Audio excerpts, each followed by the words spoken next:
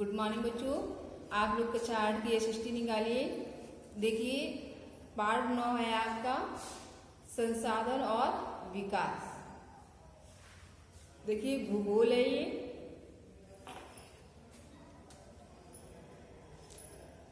निकालिए बच्चों। देखिए संसाधन और विकास। संसाधन यानी साधन और उनका विकास। तो देखिए पढ़ते हैं शब्दावली। देखिए संसाधन कोई भी वस्तु जिससे मानव की आवश्यकताओं की पूर्ति होती है। देखिए वो क्या होते हैं? संसाधन। और देखिए प्राकृतिक संसाधन क्या है? प्रकृति द्वारा प्रदत्त संसाधन, यानी जो हमें प्रकृति से प्राप्त होते हैं साधन, वो कौन से हैं? देखिए जैसे भूमि, जल, वायु, खनिज, ये देखिए हमको प्रकृति से प्राप्त होते हैं। और देखिए मानव निर्मित संसाधन, यानी जो मानव द्वारा बनाए जाते हैं, वो कौन से हैं? मानव द्वारा निर्मित संसाधन जैसे भवन, सड़कें, रेल मार्ग आदि, ये देखिए मानव द्वारा निर्मित संसाधन है।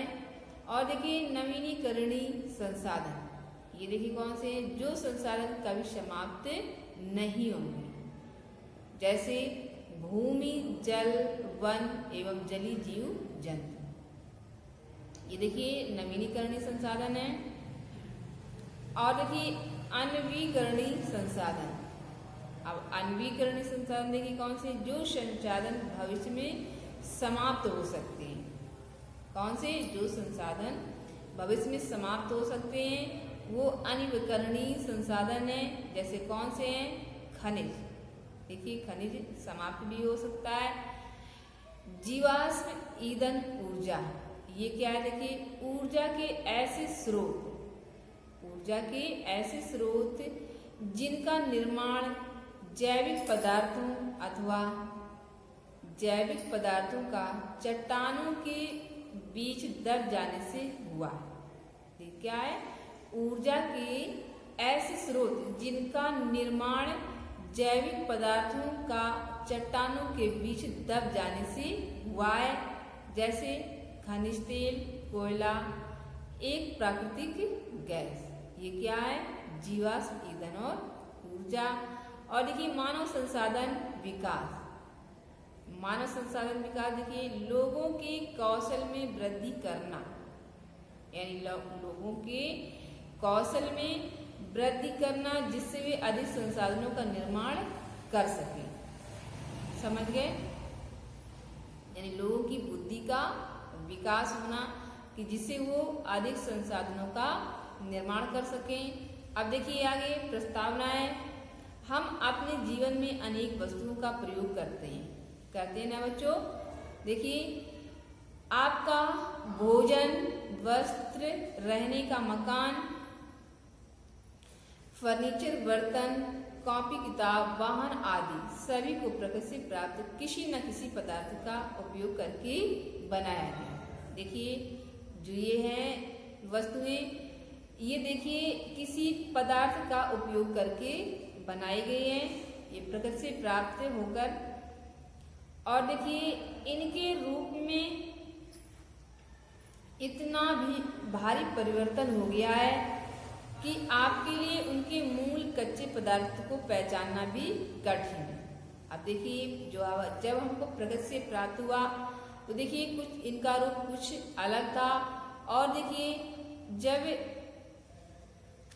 इनमें परिवर्तन हो गया तो इनके जो कच्चा पदार्थ था, ठीक है, उनको पहचानना अब कठिन है। प्रसंस्कृत अधिक उपयोगी होने के कारण मूल्यवान हो जाती है। अब देखिए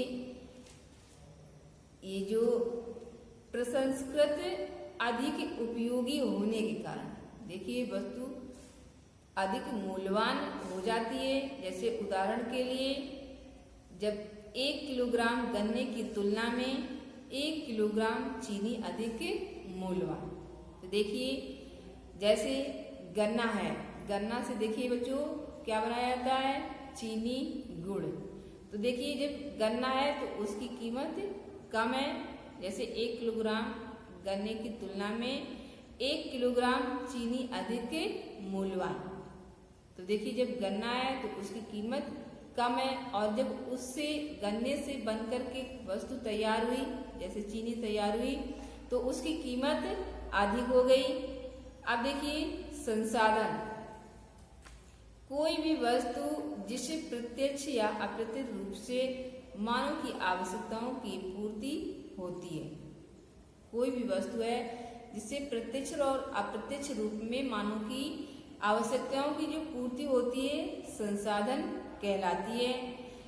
संसाधन प्राकृतिक एवं मानव निर्मित दोनों प्रकार के होते हैं। देखिए बच्चों, संसाधन 2 प्रकार के होते हैं, प्राकृतिक और मानव निर्मित। देखिए प्राकृतिक द्वारा प्रदत्त अनमोल उपहार, देखिए जो प्रकृति से हमको प्राप्त होते हैं, भूमि, जल, मृदा, वन एवं खनिज आदि प्राकृतिक संसाधन है। देखिए क्या क्या है, भूमि, जल, वन, मृदा एवं खनिज, ये क्या है बच्चों, प्राकृतिक संसाधन है। जबकि मानव द्वारा निर्मित, देखिए जो मनुष्य के द्वारा बनाए गए हैं वो कौन से हैं, भवन, सड़कें, नहरें, रेल मार्ग आदि, ये मानव द्वारा बनाए हुए हैं संसाधन। देखिए मानव स्वयं भी एक संसाधन है, और देखिए मानव भी एक संसाधन है, क्योंकि मानव ही अपने परिश्रम एवं बुद्धि कौशल से प्राकृतिक संसाधनों का विकास करता है। देखिए मानव क्या है, एक संसाधन है, क्योंकि मानव क्या करता है, अपने परिश्रम यानी मेहनत और बुद्धि से क्या करता है, प्राकृतिक संसाधनों का विकास करता है। जो प्रकृति से हमें संसाधन प्राप्त हैं उनसे उनका विकास करता है। देखिए संसाधनों के प्रकार, संसाधनों को प्रायः प्राकृतिक एवं मानव निर्मित संसाधनों के रूप वर्गीकृत किया जाता है। देखिए जो संसाधन है वो क्या है, प्राकृतिक एवं मानव निर्मित संसाधनों के रूप वर्गीकृत किया जाता है। रूप को देखिए प्राकृतिक संसाधन, प्राकृतिक संसाधनों के अंतर्गत वे सभी संसाधन आते हैं। देखिए कौन से बच्चों, जिन्हें प्रकृति ने बनाया है। देखिए प्राकृतिक संसाधन जिनको प्रकृति ने बनाया है, भूमि, जलवायु, वन, खनिज, जंगली जीव जंतु आदि, ये क्या है बच्चों, प्राकृतिक संसाधन है। ये संसाधन पृथ्वी पर सदैव ही विद्यमान रहते हैं। देखिए जो ये संसाधन है ये पृथ्वी पर हमेशा बने रहते हैं। आदिम युग में मानव अपनी सभी आवश्यकताओं की पूर्ति प्राकृतिक संसाधनों से ही करता था। देखिए जो आदिम युग के मानव थे, यानी पुराने युग के जो मनुष्य थे, तो देखिए वो अपनी आवश्यकताओं की पूर्ति कैसे करते थे, प्राकृतिक संसाधनों से। देखिए वो खाना खाते थे, क्या खाते थे, जंगली फल फूल, पत्तियां, कच्चा मांस, देखिए ये सब खाते थे। और देखिए वस्त्र क्या थे, वृक्षों की छाल जो पहनते थे, तो देखिए इनके प्राकृतिक संसाधन थे। और देखिए मानव निर्मित संसाधन क्या है, मानव ने अपने परिश्रम एवं बुद्धि कौशल से क्या किया, मानव ने अपने परिश्रम और बुद्धि के बल से प्राकृतिक संसाधनों का प्रयोग करके अपनी आवश्यकताओं की पूर्ति का निरंतर प्रयास किया। देखिए क्या किया, मानव को जैसे प्रकृति के द्वारा लकड़ी प्राप्त हुई, ठीक है, तो उसको आवश्यकता हुई कि मेज बना लें या कुर्सी बना लें, तो देखिए मानव ने अपने बुद्धि और मेहनत के बल पर उसने क्या किया, मेज और कुर्सी को बना करके तैयार कर दिया। उदाहरण के लिए जैसे भूमि का उपयोग खेती करना, भवन बनाना, सड़कें एवं रेल मार्ग आदि बनाने के लिए किया। और देखिए मानव ने क्या किया, जैसे भूमि है प्रकृति के द्वारा प्राप्त है, उसका उपयोग किया, मानव ने खेती करना शुरू किया, तो देखिए उसमें अनाज पैदा हुआ। और देखिए क्या बनाया, भवन बनाए, सड़कें बनाई आने जाने के लिए, और देखिए रेल मार्ग बनाए। इसी प्रकार जल का प्रयोग सिंचाई करने जल विद्युत बनाने एवं घरेलू कार्यों के लिए किया जाता है। देखिए, नदियों पर बांध बनाकर मानव ने जल को अनेक उपयोगी कार्यों में प्रयोग किया। देखिए, मानव ने क्या किया, प्रकृति द्वारा प्राप्त नदियों में जल जैसे तो उसको क्या किया, बांध बना करके अनेक उपयोगी कार्यों में प्रयोग किया, जैसे सिंचाई की। खनिजों का प्रयोग अनेक वस्तुएं बनाने तथा ऊर्जा के लिए किया जाता है। अब देखिए, खनिज उनका प्रयोग अनेक वस्तुएं बनाने तथा और किसके लिए, ऊर्जा के लिए प्रयोग किया जाता है। वनों से अनेक उपयोगी उत्पाद एकत्र किए जाते हैं। अब देखिए, वनों से जैसे मानव ने तकनीकी का विकास करके प्राकृतिक संसाधनों को उपयोगी बनाया है, वैसे वैसे ही उनकी आर्थिक प्रगति के घर स्वतः खुलते चले गए। ठीक है बच्चों, देखिए मानव ने विकास करके किस प्रकार से जो प्रकृति से प्राप्त हुई वस्तु है उसको बदल करके और मानव निर्मित वस्तुएं बनाई हैं। अब देखिए, प्राकृतिक संसाधनों को नवीनीकरणीय एवं अनवीकरणीय संसाधनों में निम्नलिखित प्रकार से विभाजित किया जाता है। देखिए किस प्रकार से नवीकरणीय संसाधन, जिन प्राकृतिक संसाधनों की आपूर्ति सदैव बनी रहेगी। क्या है, जिन प्राकृतिक जो प्रकृति से हमें प्राप्त संसाधन है उनकी आपूर्ति सदैव बनी रहेगी अथवा जो कभी समाप्त नहीं होंगी। क्या होगा बच्चों, जो हमें प्रकृति द्वारा प्राप्त वस्तु है वो कभी समाप्त नहीं होगी।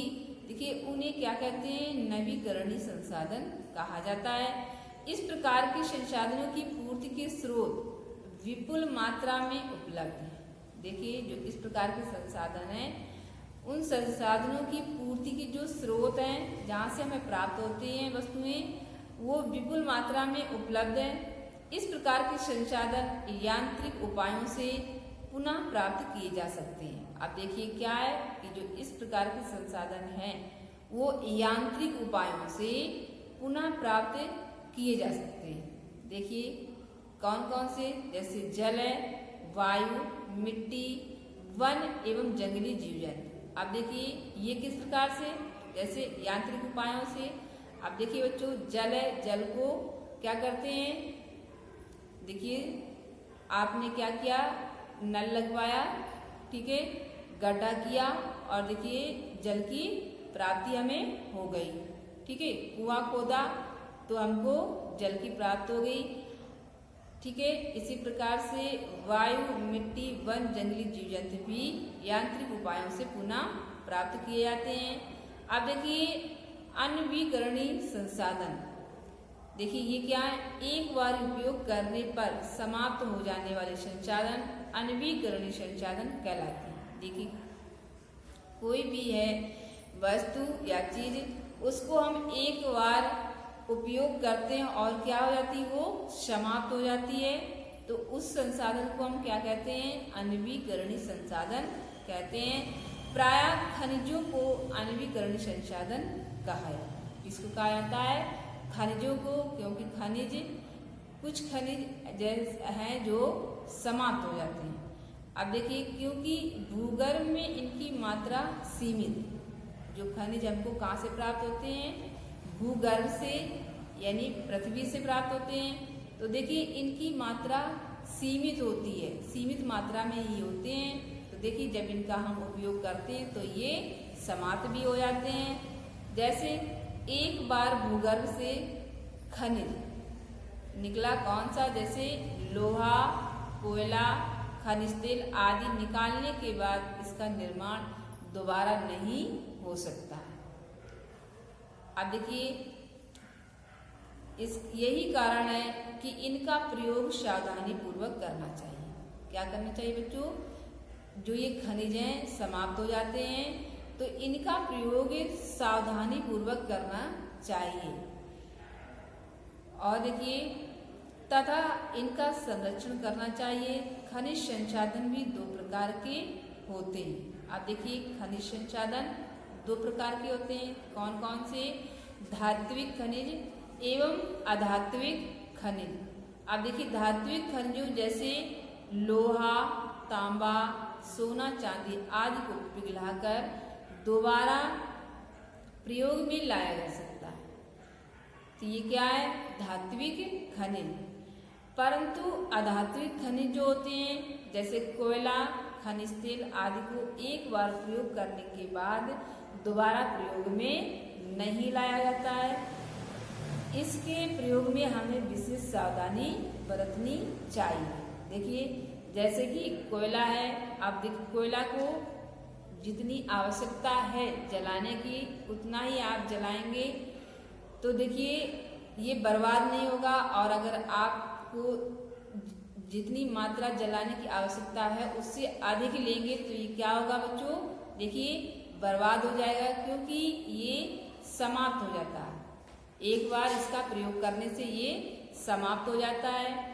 इसलिए हमको इसका प्रयोग करने के लिए सावधानी बरतनी चाहिए। अब देखिए बच्चों आया आपका संसाधनों का विकास। तो देखिए बच्चों आज इतना ही पढ़ाएंगे और आगे का फिर कल पढ़ाएंगे। Thank you.